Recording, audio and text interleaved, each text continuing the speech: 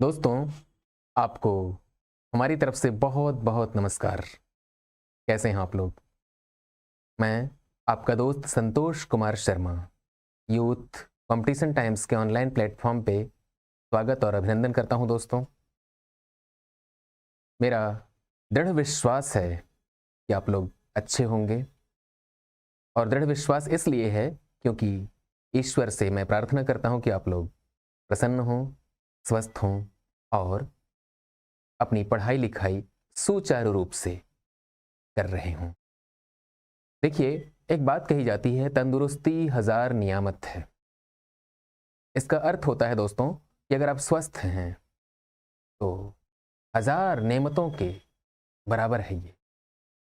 अगर आप स्वस्थ हैं तो आप पढ़ाई भी अच्छी करेंगे, है ना? एक बात तो आपने सुनी है ना, हेल्थ इज वेल्थ। स्वस्थ रहिएगा दोस्तों, बीमार मत पड़िएगा, और स्वस्थ रहना आपके हाथ में है। जब हम बीमार पड़ते हैं तो हमें पता होता है कि हमने क्या गलती की है। तो आपको कोई गलती नहीं करनी है, आपको स्वस्थ रखना है अपने आप को, क्योंकि एक स्वस्थ शरीर में ही स्वस्थ मन होता है। और जब मन आपका प्रसन्न हो, स्वस्थ हो, तो आपका पढ़ने में दिल लगता है। और जब दिल लगा करके पढ़ेंगे दोस्तों, तो कोई भी मंजिल दूर नहीं है। रेलवे भर्ती बोर्ड के लिए समर्पित है ये चैनल दोस्तों।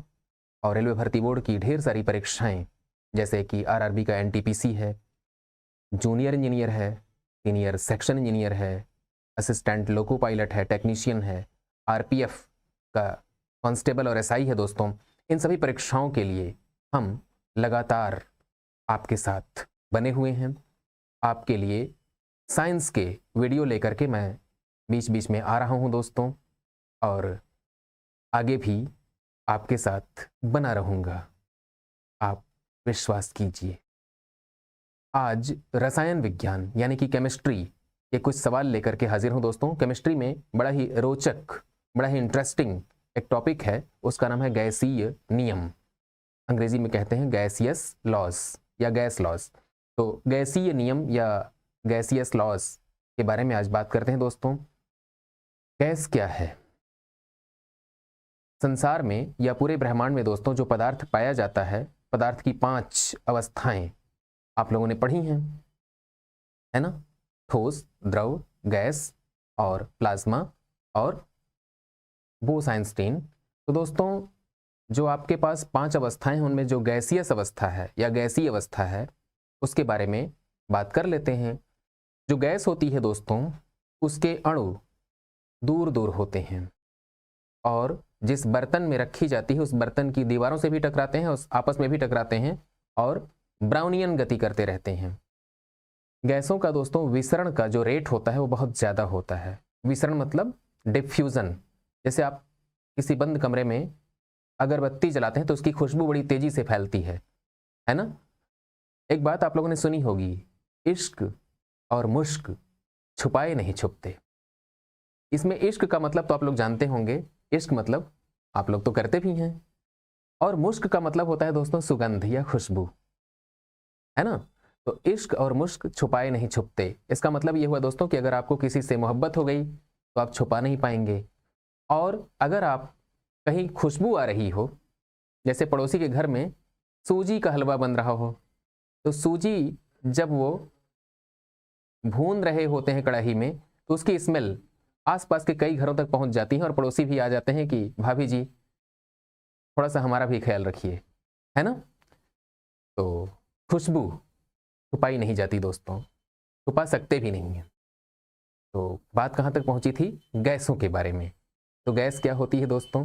द्रव की एक ऐसी अवस्था होती है गैस जिसकी विसरण दर ज्यादा होती है, उसके अणु दूर दूर होते हैं, पास पास नहीं होते हैं, और गैसों का आयतन और आकार दोनों अनिश्चित होता है। ठीक है, यहां तक बात क्लियर हो गई। आगे दोस्तों, गैसों से संबंधित कुछ नियम हैं, उन नियमों के बारे में आज हम लोग बातचीत करने वाले हैं। तो जो गैसों से संबंधित नियम है दोस्तों, उसको गैसीय नियम कहा जाता है। और पहला नियम जो हम लोग पढ़ेंगे उसे कहा जाता है चार्ल्स साहब का नियम या चार्ल्स लॉ। आइए देखते हैं चार्ल्स साहब ने क्या कहा था दोस्तों। उनको कहा जाता है जे चार्ल्स। क्या नाम है पूरा उनका? जे चार्ल्स, CHARLE, यहाँ पे अपॉस्ट्रोफी लगा लीजिए दोस्तों। तो जे चार्ल्स साहब ने जो थ्योरी पेश करी हुई है, तो उन्हीं के नाम पर इसको चार्ल्स का नियम कहा जाता है। ठीक है। और एक सज्जन है जिनको रॉबर्ट बॉयल कहते हैं। क्या कहते हैं दोस्तों? Robert Boyle, BOYLE। तो इनके नाम पर जो लॉ पढ़ते हैं उसको बॉयल्स लॉ कहते हैं।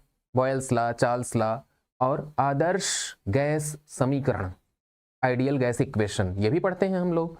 और क्या पढ़ते हैं दोस्तों? ग्राहम का विसरण नियम। मिस्टर ग्राहम ने गैसों के विसरण से संबंधित नियम पेश किया, उसको भी पढ़ते हैं।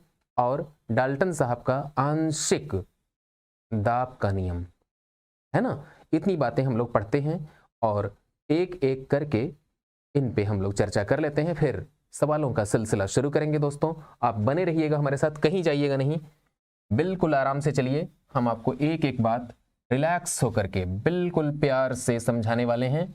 और ये मान के चलिएगा कि अगर आपको रसायन विज्ञान में गैसीय नियम समझ में नहीं आया था तो आज यकीनन समझ में आने वाला है। कहीं मत जाइएगा दोस्तों। देखिए बॉयल साहब का कहना क्या है।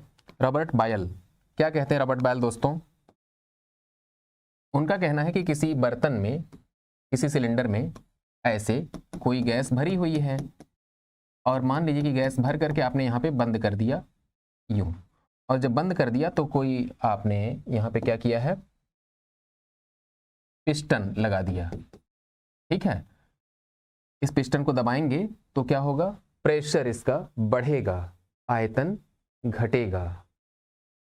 आयतन घटेगा मतलब छोटा हो जाएगा आयतन, और प्रेशर, दबाव बढ़ जाएगा, है कि नहीं? तो दोस्तों यही जो आपने देखा अभी अभी कि अगर आप प्रेशर बढ़ाते हैं, P का मतलब प्रेशर, अगर आप प्रेशर बढ़ाते हैं तो इसका वॉल्यूम कम हो जाता है, आयतन घट जाता है।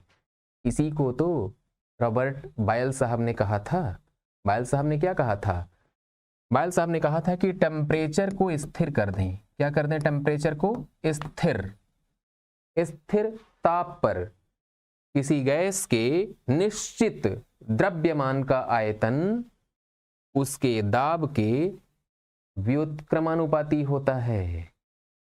यह बात दोबारा कह रहा हूं, आप आराम से सुनिएगा। स्थिर ताप पर किसी गैस के निश्चित द्रव्यमान का आयतन उसके दाब के व्युत्क्रमानुपाती होता है दोस्तों। और अगर व्युत्क्रमानुपाती होता है तो आप लिखेंगे कैसे? आप ऐसे लिखिएगा, जो P है दोस्तों और जो V है दोस्तों वो क्या होगा? एक दूसरे के इनवर्सली प्रोपोर्शनेट होगा। और जब इनवर्सली प्रोपोर्शनेट होगा, कोई कांस्टेंट ले आइए, कांस्टेंट लाएंगे तो K/V लिख दिया आपने, तिरछा गुणा कर लें, क्रॉस मल्टीप्लाई कर लें तो क्या हो जाएगा? यह PV = K। इसी को बॉयल का नियम कहते हैं। PV बराबर कांस्टेंट, इतना याद रखिएगा। अगर आप यहाँ पे 1 लिख दें और यहाँ पे 1 लिख दें तब भी बॉयल का नियम सत्य है, P1 V1 बराबर कांस्टेंट। और अगर आप यहाँ पे 2 लिख देते, P2 V2, तब भी कांस्टेंट होगा दोस्तों। इसका मतलब क्या निकला कि अगर आप प्रेशर को कम करेंगे तो वॉल्यूम बढ़ जाएगा, प्रेशर को ज्यादा बढ़ाएंगे तो वॉल्यूम घट जाएगा, मगर दोनों का गुणनफल स्थिर रहेगा, दोनों का गुणनफल कांस्टेंट होगा दोस्तों। तो P1 V1 बराबर K आप देख पा रहे हैं, P2 V2 बराबर K देख रहे हैं। इसको लिखा कैसे जाएगा दोस्तों? आप मैथमेटिक्स की भाषा में, गणित की भाषा में कैसे लिखेंगे? P1 V1 बराबर P2 V2 बराबर P3 V3 बराबर P4 V4 बराबर कांस्टेंट। 2 ही बार लिखने के लिए पर्याप्त है दोस्तों। आपने क्या करना है? P1 V1 बराबर P2 V2 इतना लिख लीजिए, आपका काम चल जाएगा। अब इस पे आधारित न्यूमेरिकल खूब आते हैं रेलवे भर्ती बोर्ड की सभी परीक्षाओं में, चाहे वो एनटीपीसी का इम्तहान हो, चाहे जूनियर इंजीनियर का इम्तहान हो, या सहायक लोको पायलट हो, या सीनियर सेक्शन इंजीनियर हो, सभी परीक्षाओं में दोस्तों इस पे आधारित सवाल P1 V1 बराबर P2 V2 यानी कि बॉयल्स लॉ पे आधारित सवाल आएंगे। कैसे आएंगे? कह दिया जाएगा सवाल में टेम्परेचर स्थिर है, और जैसे ही कहा जाएगा कि स्थिर ताप, आप समझ जाइएगा कि बॉयल के नियम की बात की जा रही है। और कौन सा सूत्र आप इस्तेमाल करने वाले हैं? P1 V1 बराबर P2 V2। यह बात ध्यान में रखनी है आपको, ठीक है। P1 दिया रहेगा, V1 दिया रहेगा, P2 दिया रहेगा, कह देगा V2 बताओ। इन चार में से कोई तीन दिया रहेगा और चौथी के बारे में पूछ लिया जाएगा और आपको कोई समस्या नहीं होगी, है ना। बस यह ध्यान रखिएगा कि जो गैसीय नियम है दोस्तों, ये आदर्श गैस के ऊपर लागू होते हैं, और जो आदर्श गैस की बात हो रही है उसमें एक टर्मिनोलॉजी का इस्तेमाल किया जाता है। वो टर्मिनोलॉजी क्या है दोस्तों? एसटीपी। एसटीपी का मतलब होता है साधारण ताप और दाब पर, या उसी को अंग्रेजी में स्टैंडर्ड टेम्परेचर और प्रेशर कह के बुलाया जाता है दोस्तों, मानक ताप और दाब पर, है ना। तो मानक ताप मानक दाब होता क्या है? What is STP? उसी को एनटीपी भी कहते हैं, नॉर्मल टेम्परेचर प्रेशर। दोनों में अंतर नहीं है, कंफ्यूज मत होइएगा। तो अगर सवाल में लिखा हुआ एसटीपी पर, मानक ताप और दाब पर किसी गैस के निश्चित द्रव्यमान का आयतन ये है, टेम्परेचर ये है, वॉल्यूम ये है, तो आप समझ जाइएगा कि क्या कहा जा रहा है। तो बॉयल साहब ने सवाल लगाने के लिए जो बोला है P1 V1 बराबर P2 V2 आप लगा लेंगे, है ना। अब हम कहाँ थे दोस्तों? एसटीपी के बारे में बात हो रही थी। एसटीपी क्या होता है ये मैं आपको बताने वाला था। देखिए एसटीपी ये होता है दोस्तों कि स्टैंडर्ड टेम्परेचर और प्रेशर जीरो के, अगर केल्विन में टेम्परेचर को नापा जा रहा है तो 0 केल्विन, ये स्टैंडर्ड टेम्परेचर कहा जाएगा। इसको डिग्री सेल्सियस में नापेंगे तो 273 डिग्री सेल्सियस हो जाएगा। ये क्या है? क्या है दोस्तों? ये माफ करिएगा, उल्टा लिख दिया मैंने। अगर 0 डिग्री सेल्सियस लिखा हुआ है, इसको केल्विन में नापेंगे तो 273 केल्विन, ये हो जाएगा दोस्तों। और आपको सवाल लगाते समय टेम्परेचर को केल्विन में ही रखना है, टेम्परेचर को केल्विन में ही इस्तेमाल करना है। अब कहा जा रहा है स्टैंडर्ड टेम्परेचर और प्रेशर में, तो स्टैंडर्ड टेम्परेचर और प्रेशर में दोस्तों टेम्परेचर तो समझ गए कि 273 केल्विन हो जाएगा। अगर मान लिया जाए कि आपके पास कह दिया जाए 27 डिग्री सेल्सियस टेम्परेचर दिया हुआ है, तो 27 डिग्री सेल्सियस टेम्परेचर अगर दिया हुआ है दोस्तों, तो उसे आप केल्विन में बदल करके तब सवाल लगाइएगा। कैसे बदलेंगे 27 को? ये जो 27 दिया हुआ है इसमें 273 को जोड़ लीजिएगा। जैसे ही 27 में 273 को जोड़ेंगे तो क्या मिलेगा? 300 केल्विन। अब आप सवाल लगाएंगे तो मिस्टेक नहीं होगा। स्टैंडर्ड टेम्परेचर ये होता है दोस्तों। अब सवाल उठता है कि स्टैंडर्ड प्रेशर क्या होता है, तो स्टैंडर्ड प्रेशर के बारे में बात कर लेते हैं। मानक दाब, मानक दाब क्या होता है? पारे के 760 मिलीमीटर दाब के बराबर, या 76 सेंटीमीटर दाब के बराबर। देखिए ये है 76 सेंटीमीटर पारे के दाब के बराबर। इसको मिलीमीटर में अगर लिखना हो तो 760 mm ऐसे लिखिएगा। ये स्टैंडर्ड प्रेशर को रिप्रेजेंट कर रहा है और आप मिलीमीटर में ही कैलकुलेशन कीजिएगा। क्लियर? इसका मतलब समझा करके तब आगे बढ़ता हूं, घबराइएगा नहीं, हम कहीं नहीं जा रहे हैं, आपके साथ बने हुए हैं। ये जो दाब होता है दोस्तों, आप कहेंगे दाब को तो न्यूटन बटे मीटर स्क्वायर में लिखा जाता था, भौतिक विज्ञान में यही पढ़ाया है आपने, न्यूटन अपॉन मीटर स्क्वायर। ये प्रेशर को हम लोग ऐसे लिखते हैं दोस्तों, फोर्स अपॉन एरिया। लेकिन यहां पे प्रेशर को मिलीमीटर में लिखने का क्या अर्थ है? ये बात आपके दिमाग में आ रही होगी, ये सवाल आप पूछेंगे, जरूर पूछेंगे दोस्तों। तो प्रेशर को मिलीमीटर में क्यों लिखा जा रहा है ये मैं आपको शेयर कर लेता हूं दोस्तों, बिल्कुल शेयर करना चाहिए। गौर से देखिएगा, एक दाब होता है जिसको हम लोग कहते हैं वायुमंडलीय दाब। वायुमंडलीय दाब का मतलब क्या होता है? वायुमंडल का दाब। वायुमंडल का दाब कैसा होता है? हम जहां रहते हैं दोस्तों, वो पृथ्वी के वायुमंडल में हम लोग रहते हैं। ये पृथ्वी है आपकी, अर्थ। तो अर्थ के सराउंडिंग में चारों तरफ जो वायु का एक गोल घेरा है, उसे वायुमंडल कहते हैं। उसी में हम लोग सांस लेते हैं, जिंदा रहते हैं। ठीक है। अब पृथ्वी के पास गुरुत्वाकर्षण की शक्ति है, और बड़ी तगड़ी गुरुत्वाकर्षण की शक्ति है। यहां पे आप रह रहे हैं। ऊपर जो दोस्तों आपके पास ये वायु है, वायु का जो घेरा है ऊपर, इस वायु के घेरे की बात हो रही है। यह आपके सिर पर, आपके पैर पर दबाव डालेगा। क्यों डालेगा? इसलिए दबाव डालेगा क्योंकि गुरुत्वाकर्षण की शक्ति वायु को भी तो नीचे खींचेगी, बिल्कुल खींचेगी। आप ऐसे समझिए कि जैसे आपके सिर पे एक लकड़ी का गट्ठर रखा हो, तो वह लकड़ी का गट्ठर आपके सिर पे दबाव डाल रहा है। क्यों डाल रहा है? क्योंकि धरती माता उसको खींच रही हैं और आप रास्ते में पड़ रहे हैं, तो आपके ऊपर दबाव पड़ रहा है। इसी प्रकार से आपके सिर के ऊपर 60 किलोमीटर की ऊंचाई तक करीब करीब जो हवा है, जो धूल है, जो डस्ट है, जो जलवाष्प है, कुल मिलाकर के जो वायुमंडल है, उसका बड़ा भारी बोझ आपके सिर पर है। और आप उस बोझ को जीवन पर्यंत, जब से पैदा हुए हैं और जब मरेंगे तब तक उठाए रखते हैं, ढोते रहते हैं इस बोझ को। लेकिन हम लोगों को पता नहीं चलता है कि हम इतना बड़ा बोझ लेकर के जी रहे हैं, है ना? क्यों नहीं पता चलता है दोस्तों? मालूम है, वायुमंडल का प्रेशर हमारे माथे पर, गाल पे, कान पे, नाक पे, आंख पे, पूरे शरीर के स्किन पर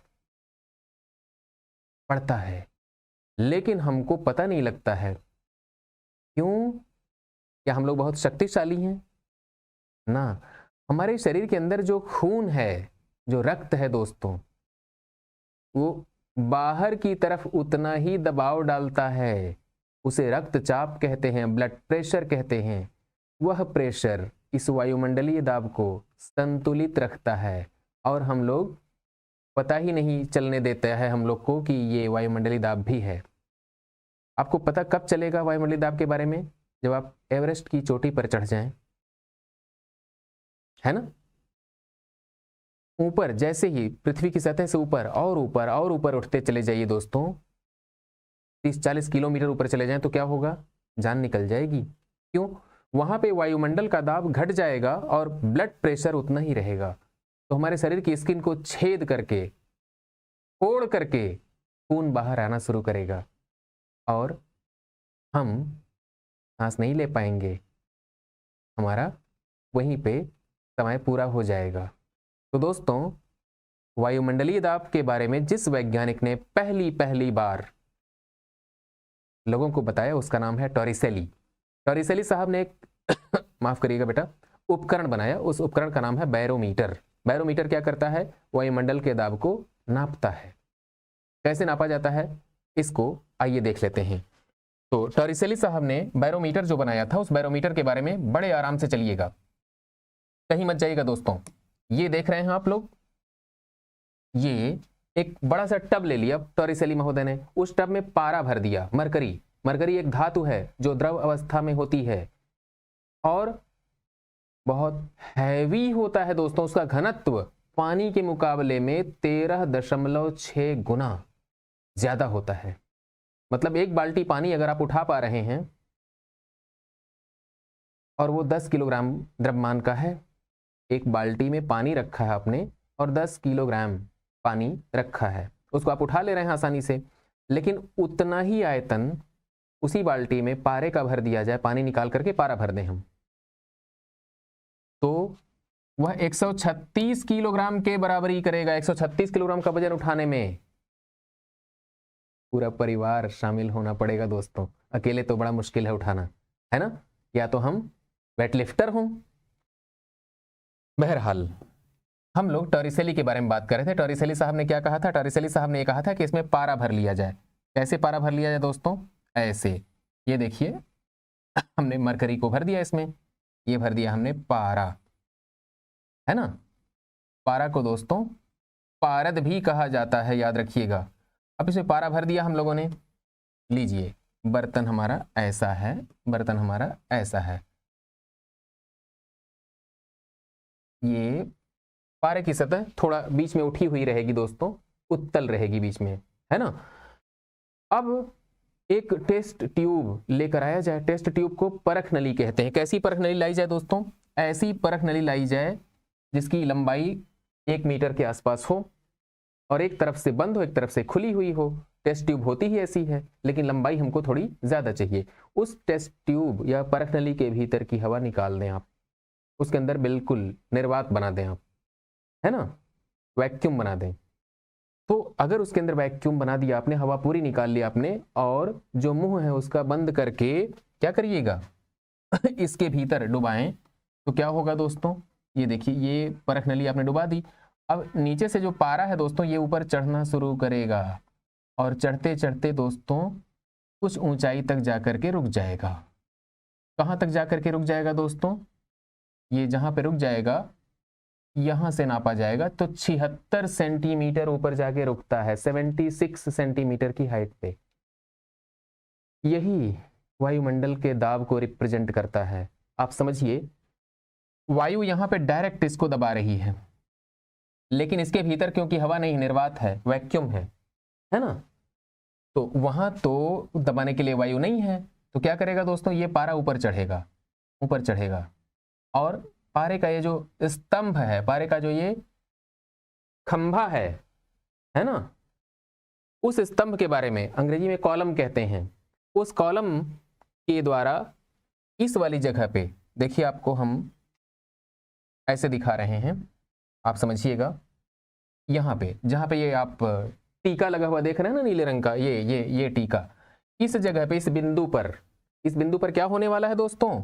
इस बिंदु पर इस कॉलम की वजह से जो प्रेशर पड़ेगा दोस्तों, उस प्रेशर के बारे में आपको क्या लग रहा है? जो यहाँ पे वायुमंडल का प्रेशर है, यहाँ पे वायुमंडल का प्रेशर है, उतना ही प्रेशर यह कॉलम यहाँ पे लगा रहा होगा नीले वाले स्पॉट पर, है ना। तो इस कॉलम की वजह से जो प्रेशर है, उस प्रेशर को नापा कैसे जाएगा दोस्तों? इस वाले फॉर्मूले से, HdG। H क्या है? इसकी हाइट, D क्या है? पारे का घनत्व, और G क्या है? पृथ्वी का गुरुत्वीय त्वरण। यहां तक बात समझ में आ गई? तो अगर इस कॉलम की वजह से जो प्रेशर है वो वायुमंडल के प्रेशर के बराबर है, तो वायुमंडल के प्रेशर का जहां पे नाम आएगा, हम कह देंगे कि पारे के 76 सेंटीमीटर कॉलम के बराबर का प्रेशर है। 76 सेंटीमीटर को मिलीमीटर में लिखते हैं तो 760 मिलीमीटर हो जाता है, ठीक है। यही स्टैंडर्ड प्रेशर कहलाता है दोस्तों, मानक दाब। तो मानक दाब समझ गए आप लोग, 76 सेंटीमीटर या 760 मिलीमीटर पारे के दाब के बराबर होता है।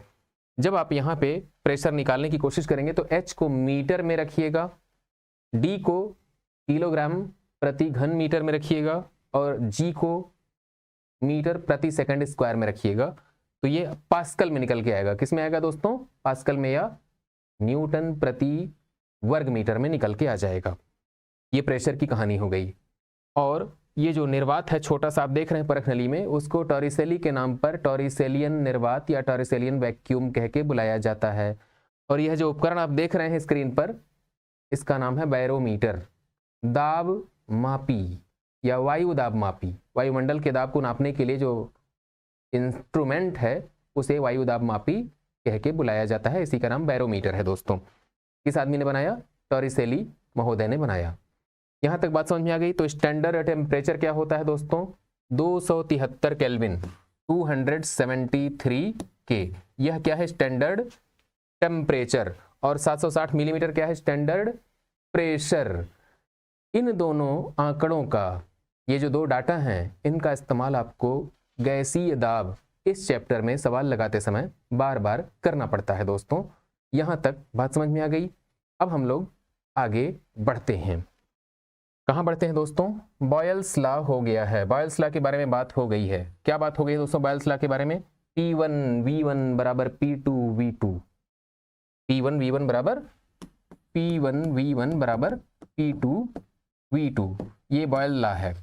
और दूसरे साहब है मिस्टर चार्ल्स साहब का जो सिद्धांत है उसके बारे में बात करना बेहद जरूरी है दोस्तों। बात कर लेते हैं तब आगे बढ़ते हैं। चार्ल्स साहब ने क्या कहा था इसको जान लीजिए। तो मिस्टर चार्ल्स ने ये कहा दोस्तों कि स्थिर दाब पर, दाब को स्थिर कर दिया उन्होंने, स्थिर दाब पर किसी गैस के निश्चित द्रव्यमान का आयतन उसके परम ताप के समानुपाती होता है। इस लाइन को दोबारा सुने। स्थिर दाब पर किसी निश्चित द्रव्यमान के गैस का आयतन उसके परम ताप के अनुक्रमानुपाती या होता है या समानुपाती होता है। तो लिखेंगे कैसे दोस्तों? जो V है वह T के परम ताप के समानुपाती होगा। इसका मतलब क्या हुआ? अगर आपने इस सिलेंडर में गैस भर ली है, ऐसे, ये सिलेंडर है, सिलेंडर में आपने क्या किया है? गैस भर दिया।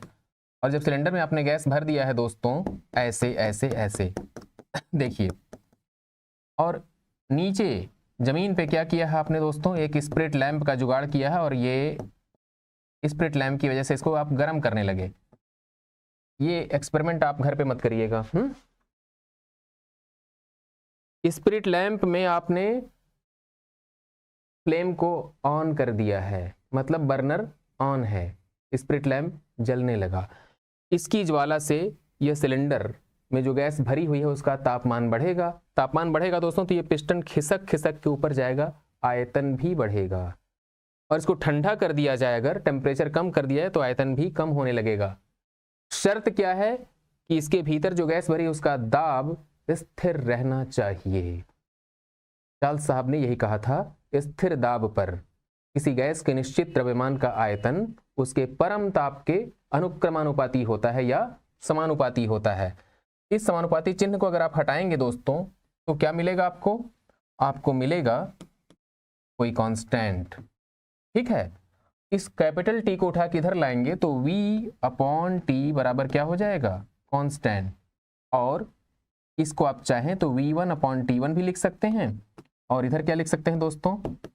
V2 अपॉन T2 लिख सकते हैं बराबर V3 अपॉन T3 लिख सकते हैं, है ना। V1 बटे T1 बराबर V2 बटे T2 बराबर V3 बटे T3 बराबर कांस्टेंट। इतना लंबा लिखने की आवश्यकता नहीं है, इसी से ही आपकी गाड़ी चल जाएगी। क्या हो जाएगा? V1 बटे T1 बराबर V2 बटे T2। इतना अगर आपको याद है तो यही चार्ल्स महोदय का नियम है दोस्तों, और इससे आपको न्यूमेरिकल हल करने में बहुत मदद मिलने वाली है। और आदर्श गैस समीकरण क्या होता है दोस्तों? बॉयल और चार्ल्स दोनों के नियमों की सहायता से निकाला जाता है। PV बराबर nRT, ये ठीक है ना, आदर्श गैस समीकरण। इससे सवाल लग जाएंगे आपके। और ग्राहम साहब का विसरण नियम है, उस पर भी चर्चा करेंगे, थोड़ा सा इंतजार करते हैं। और डाल्टन साहब का आंशिक दाब का नियम, उस पर भी बात करेंगे। लेकिन पहले एक सवाल से शुरुआत करते हैं दोस्तों। सवाल कहाँ पे है? ये देखिए, गैसीय नियम। पहला सवाल आपकी स्क्रीन पर 358 नंबर। जिस तापमान पर किसी गैस का आयतन शून्य हो जाता है उसको क्या कहते हैं? RRB के जूनियर इंजीनियर का सवाल है। 14/12/2014 को येलो पेपर का सेट था दोस्तों। जिस तापमान पर किसी गैस का आयतन शून्य हो जाता है उसे परम शून्य तापमान कहते हैं दोस्तों। बड़े गौर से समझिएगा, अभी अभी बात हो रही है। चार्ल्स महोदय ने क्या कहा था? कि जो आयतन है वो परम ताप के अनुक्रमानुपाती होगा, मतलब आयतन को शून्य तो परम ताप को शून्य होना पड़ेगा, सीधी सी बात है। तो V समानुपाती होता है T के, यह बात आपने अभी अभी देखी थी। तो अगर दोस्तों आप कह रहे हैं आयतन को शून्य कर दें तो परम ताप भी शून्य होगा, परम ताप शून्य हो जाएगा तो क्या हो जाएगा? परम शून्य तापमान कहेंगे। ऑप्शन नंबर बी को लॉक करिएगा 358 के लिए दोस्तों। अगले सवाल पे आपको लिए चलता हूं। अगला सवाल आपके स्क्रीन पर आ रहा है। ये क्या कहा जा रहा है दोस्तों? 359 बॉयल के नियम के अनुसार क्या है दोस्तों? बॉयल के नियम के अनुसार बड़े गौर से देखिएगा, बॉयल साहब ने क्या कहा है। बॉयल साहब कह रहे हैं नियत आयतन पर। बॉयल साहब के सिद्धांत में दोस्तों तापमान स्थिर था, स्थिर ताप पर, तो नियत आयतन वाली बात तो नहीं है। नियत तापमान पर दिए गए किसी गैस के द्रव्यमान के दाब और आयतन का गुणनफल स्थिर होता है, अर्थात PV बराबर कांस्टेंट। यही सत्य है, यही सत्य है दोस्तों। ऑप्शन नंबर बी को लॉक किया जाए, ये बिल्कुल सही उत्तर है। सवाल नंबर 359 के लिए option number B, PV equal to होता है कांस्टेंट। ये सटीक उत्तर है दोस्तों, पीवी बराबर कांस्टेंट। आरआरबी के जूनियर इंजीनियर में पूछा गया दोस्तों 2014 में, रेड पेपर का सेट था ये। अगला सवाल आपके सामने स्क्रीन पर आ रहा है 360, 360। इनमें से कौन सा नियम यह बताता है कि गैस का आयतन गैस के दाब के व्युत्क्रमानुपाती होता है दोस्तों? गैस का आयतन गैस के दाब के व्युत्क्रमानुपाती होता है। ये मिस्टर रॉबर्ट बॉयल साहब ने कहा था। स्थिर ताप पर किसी गैस के निश्चित द्रव्यमान का आयतन उसके दाब के व्युत्क्रमानुपाती होता है, अर्थात P1 V1 बराबर P2 V2। तो बॉयल साहब का नियम कहां पे है दोस्तों? ये ऑप्शन नंबर ए, 360 को ऑप्शन नंबर ए लॉक करिए। आरआरबी जेई का सवाल 30/8 2019 को पहली पारी में पूछा गया था दोस्तों। अगले सवाल पे आपको लिए चलता हूं। अगला सवाल आपके सामने स्क्रीन पर आ रहा है 361। कहा जा रहा है दोस्तों 361 में 27 डिग्री सेल्सियस तापमान पर स्थित किसी आदर्श गैस को एक नियत दाब पर तब तक गर्म करते हैं जब तक कि इस गैस का आयतन दुगुना ना हो जाए। अंतिम तापमान क्या होगा? क्या बात है, आपको अंतिम तापमान बताना है। क्या क्या चीजें दी हुई हैं? आरआरबी जेई का सवाल है 2014 में दोस्तों, 14 दिसंबर 2014 को लाल रंग के पेपर का सवाल था ये, सेट नंबर 2। कैसे हल किया जाएगा? ऐसे, सबसे पहला काम जो आपको करना चाहिए वो करना चाहिए कि 27 डिग्री सेल्सियस ये आपको दिया हुआ है दोस्तों टेम्परेचर नंबर 1 T1। लेकिन अभी अभी हमने आपसे ये बात कही थी कि टेम्परेचर को आप डिग्री सेल्सियस में ना रखेंगे, आप केल्विन में रखेंगे दोस्तों, है ना, परम ताप। तो केल्विन में अगर आप रख रहे हैं तो 27 डिग्री सेल्सियस को केल्विन में कैसे बदलेंगे दोस्तों? 27 में 273 को जोड़ दिया जाएगा। जोड़ देंगे तो क्या हो जाएगा? 300 केल्विन। ये आपका T1 कहलाएगा, ठीक। और T2 पूछ लिया गया है, अंतिम तापमान T2 बराबर पूछा गया है। और क्या क्या दिया हुआ है दोस्तों? दाब नियत है, प्रेशर के बारे में कह दिया गया है। प्रेशर क्या है? कांस्टेंट है। ये किसके नियम की बात हो रही है? स्थिर दाब पर। दाब स्थिर होता है तो मिस्टर चार्ल्स का नियम काम करता है। चार्ल्स महोदय क्या कहते हैं? नियत दाब पर किसी गैस के निश्चित द्रव्यमान का आयतन उसके परम ताप के समानुपाती होता है। तो क्या करेंगे दोस्तों? परम ताप के समानुपाती होता है, मतलब टेम्परेचर बढ़ाएंगे तो आयतन बढ़ जाएगा। तब तक गर्म किया था जब तक कि इस गैस का आयतन दुगुना ना हो जाए। तो V1 को आप लिखिएगा V और V2 को लिख लीजिएगा 2V। V1 को V लिख लीजिए और V2 को 2V लिख लीजिए। सवाल के लिए फॉर्मूला क्या है दोस्तों? V1/T1 बराबर V2/T2। यही बात है, बिल्कुल यही बात है। कैसे हल किया जाए? जहां V1 लिखा है वहां पे लिख लीजिएगा आप V। क्या लिख लीजिएगा? ये लिख लिया V। और जहां V2 लिखा है वहां पे क्या करिएगा दोस्तों? 2V लिख लीजिएगा। क्यों लिख लेंगे भाई 2V? इसलिए लिख लीजिएगा 2V क्योंकि आयतन दुगुना किया जा रहा है। जहां T1 लिखा है दोस्तों, T1 की जगह पे क्या लिखेंगे हम लोग? T1 की जगह पे लिख लीजिएगा 300। लिख लिया 300। T2 हमको पता करना है, T2 हमको पता करना है। क्रॉस मल्टीप्लाई कर दिया जाए। जब क्रॉस मल्टीप्लाई करेंगे दोस्तों तो क्या होने वाला है? देखिए, एक V से एक V कट जाएगा, 2 का 300 में गुणा करेंगे तो T2 बराबर 600 केल्विन। ये आ गया दोस्तों। इस 600 केल्विन को आप बदलने वाले हैं, किस में बदलने वाले हैं? डिग्री सेल्सियस में। तो 600 में से 273 को घटा दीजिए।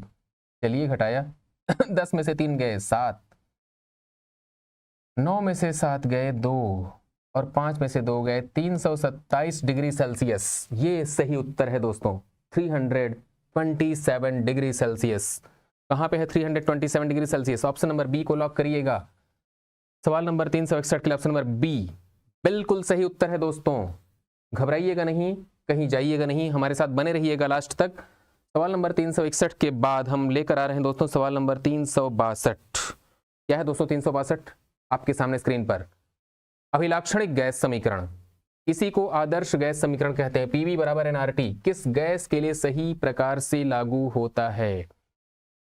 किस गैस के लिए? एक परमाणु गैस, दो परमाणु गैस, वास्तविक गैस, आदर्श गैस। 362 नंबर के लिए दोस्तों, सवाल नंबर 362 के लिए क्या करिएगा? अभी अभी हमने आपसे यह बात कही थी कि गैसीय नियम में जो नियम होते हैं दोस्तों, चाहे वो बॉयल साहब का नियम हो या चार्ल्स का नियम हो या आदर्श गैस समीकरण हो या डाल्टन साहब का आंशिक दाब का नियम हो या फिर ग्राहम का विसरण नियम हो, ये नियम, पांचों नियम आदर्श गैस के ऊपर लागू होते हैं दोस्तों। आदर्श गैस कहां पे? ऑप्शन में ये रहा, ऑप्शन नंबर सी को लॉक करिएगा। आरआरबी का सीनियर सेक्शन इंजीनियर का सवाल दोस्तों 21/12/2014 को सेट नंबर 7 येलो पेपर। अगला सवाल आपके सामने स्क्रीन पर आ चुका है। 27 डिग्री सेल्सियस तापमान पर स्थित एक आदर्श गैस को स्थिर दाब पर तब तक गर्म किया जाता है जब तक कि इस गैस का आयतन दोगुना ना हो जाए। दोस्तों वही सवाल फिर से रिपीट हुआ है। 27 डिग्री सेल्सियस तापमान यानी कि T1 दिया हुआ है। 27 डिग्री सेल्सियस को क्या करिएगा? 27 में 273 जोड़ दीजिए, 300 केल्विन, ये क्या हो जाएगा? T1। T2 के बारे में पूछा गया है, ठीक? तब तक गर्म किया जाता है। कब तक गर्म किया जाता है? T2 बराबर क्वेश्चन मार्क। और क्या कहा जा रहा है? इस गैस का आयतन दोगुना ना हो जाए, मतलब V1 बराबर है V और V2 बराबर क्या है? V का दोगुना। ये लीजिए, क्या किया जाएगा दोस्तों? बड़े गौर से देखिएगा। V1 बटे के नीचे T1 बराबर V2 बटे के नीचे T2। ये है चार्ल्स महोदय का नियम। जहां V1 लिखा हुआ है दोस्तों, वहां पे क्या लिखेंगे हम लोग? V लिख दीजिएगा। और जहां V2 लिखा हुआ है वहां पे क्या लिख देंगे दोस्तों? ट्वाइस ऑफ V, ये। और जहां T1 लिखा है दोस्तों, वहां पे क्या लिख देंगे हम लोग? T1 के जगह पे लिख दीजिएगा 300 केल्विन। और जहां T2 हम T2 रहने दीजिए। इसको हल करेंगे, V से V कटेगा दोस्तों, T2 बराबर क्या मिलेगा हमको? 600 केल्विन। 600 केल्विन को कैसे हल करिएगा? 600 में से 273 घटा दीजिए, 327 डिग्री सेल्सियस आएगा। कहां पे है 327 degree Celsius? Option number C को लॉक करेंगे। ऑप्शन नंबर सी करेक्ट उत्तर है। 363 के लिए ऑप्शन नंबर सी। आरआरबी का सीनियर सेक्शन इंजीनियर का सवाल है दोस्तों। अगला सवाल आपके सामने स्क्रीन पर आ चुका है और वो रहा ये, निम्न में से कौन सा गैसीय नियम से संबंधित नहीं है? कौन सा नियम गैस से ताल्लुक नहीं रखता है दोस्तों? बॉयल का नियम रखता है, अवोगाड्रो का नियम, चार्ल्स का नियम, जूल्स लॉ। दोस्तों जूल साहब का जो नियम है दोस्तों, ये ऊष्मा से संबंधित है। इसको अंग्रेजी में जूल्स लॉ ऑफ हीटिंग कह के बुलाते हैं। इसका मतलब ये होता है जूल्स लॉ ऑफ हीटिंग का, जब किसी तार को, किसी कंडक्टर को, किसी वायर को देर तक विद्युत धारा प्रवाहित करेंगे तो गर्म हो जाएगा। यही सिद्धांत है जूल साहब का, है ना? जब किसी कंडक्टर में विद्युत धारा प्रवाहित की जाती है थोड़ी देर के लिए तो वह तार गर्म हो जाता है, मतलब इलेक्ट्रिसिटी का ऊष्मा में रूपांतरण हो जाता है। उसी को जूल्स लॉ ऑफ हीटिंग कहते हैं दोस्तों। तो हमारा जो सवाल है कि कौन सा है जो गैसों से ताल्लुक नहीं रखता है, तो अवोगाड्रो जो है दोस्तों गैसों से रिलेट करते हैं, चार्ल्स साहब गैस से रिलेट करते हैं, बॉयल साहब भी करते हैं, जूल साहब नहीं करते। सवाल नंबर 364 के लिए ऑप्शन नंबर बी को लॉक करें।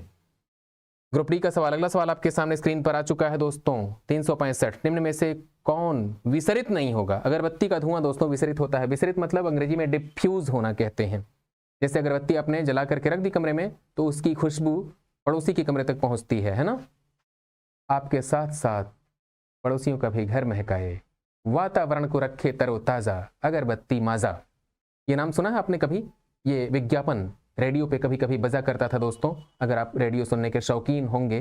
हालांकि जब आपकी रेडियो सुनने की उम्र आई तब तक तो रेडियो ही चला गया, क्या किया जाए।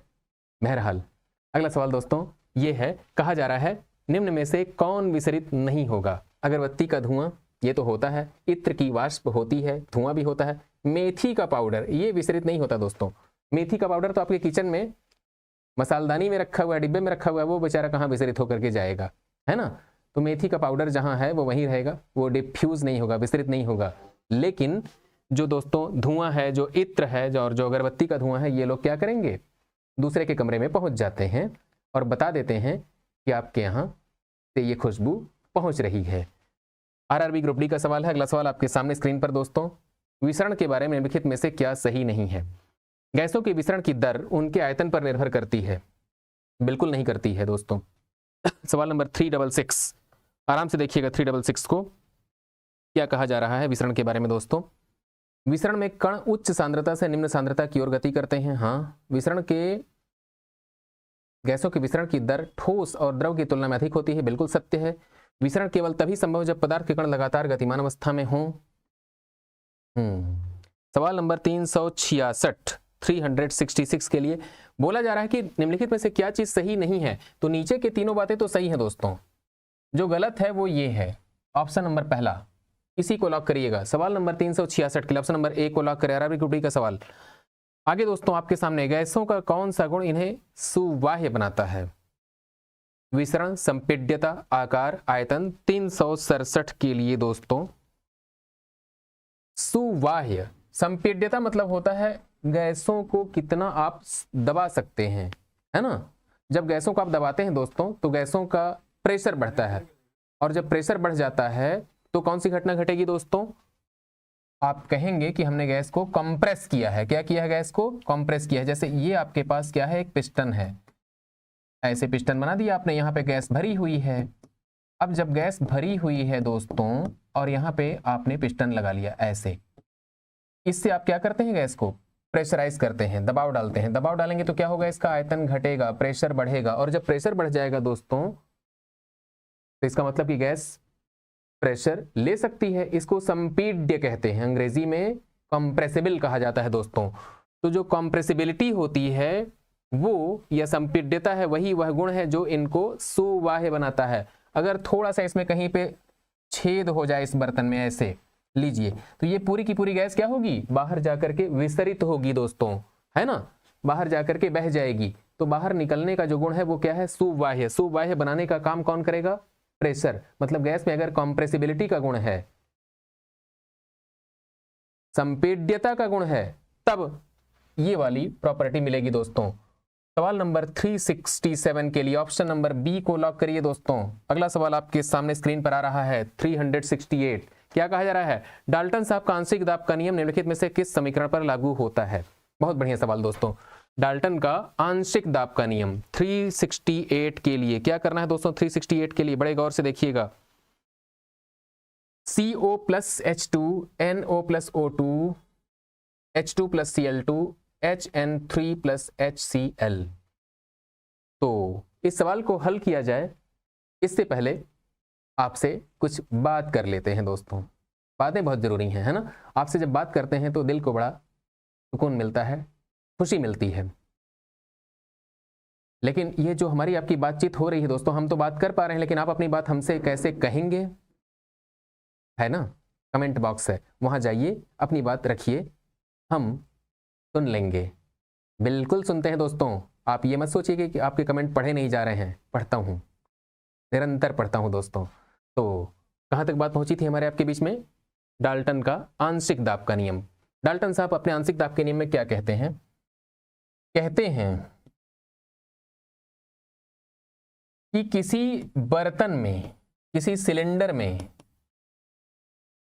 2 या 2 से अधिक गैसें भरी हुई हों, और 2 या 2 से अधिक गैसें कौन सी, ऐसी गैसें भरी हुई हों जो आपस में रिएक्ट ना करें।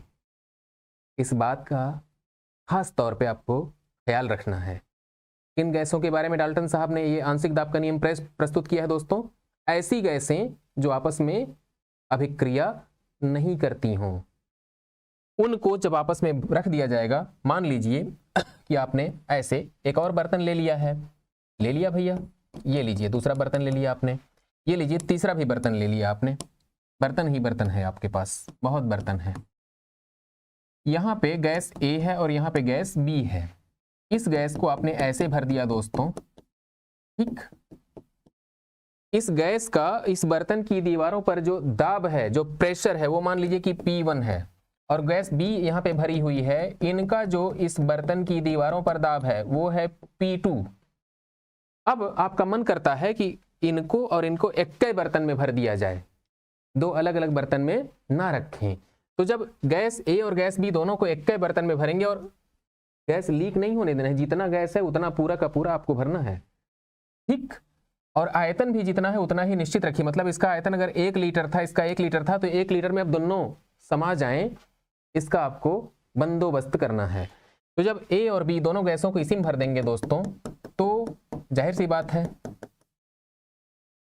कि अब 1 लीटर में ये गैस ए थी, 1 लीटर में गैस बी थी, यहाँ 1 लीटर में ए और बी दोनों हैं। तो ए और बी जब दोनों हो जाएंगे दोस्तों, तो इसकी दीवार पर प्रेशर ज्यादा पड़ेगा।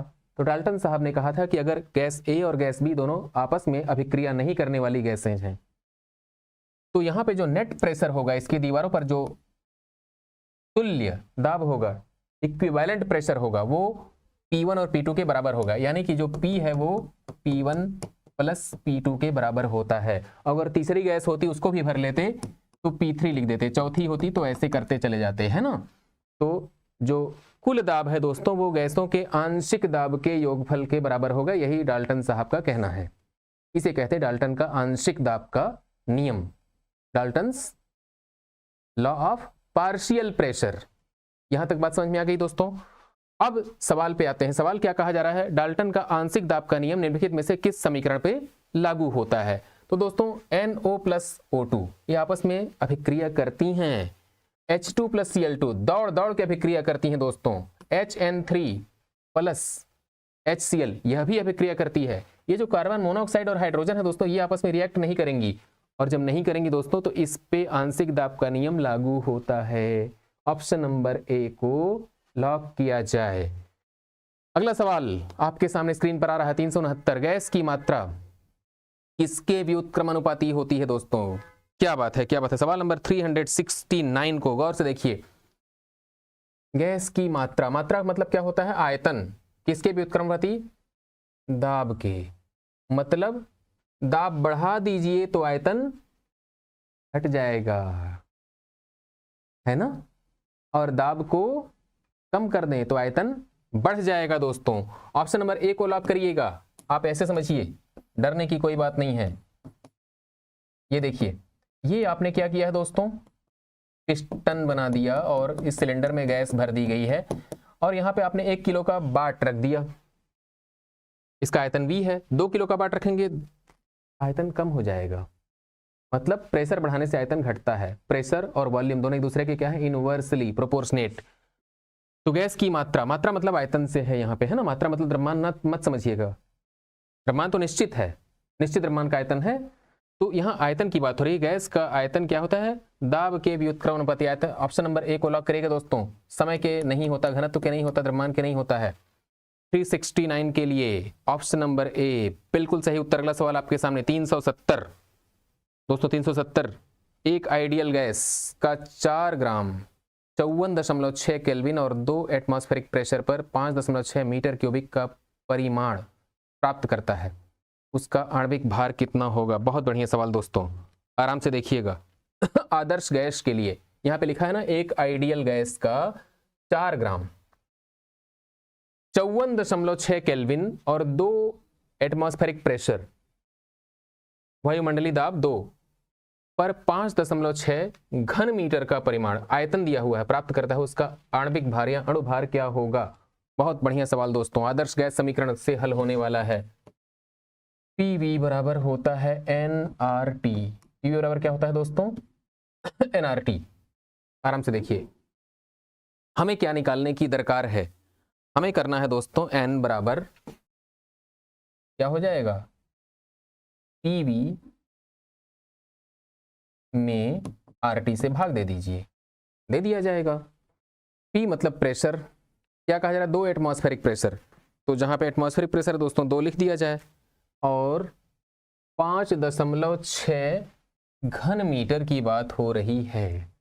5.6 घन मीटर की बात हो रही है। तो क्या करिएगा दोस्तों, 2 एटमॉस्फेरिक प्रेशर 5.6 घन मीटर बटे की लाइन के नीचे R।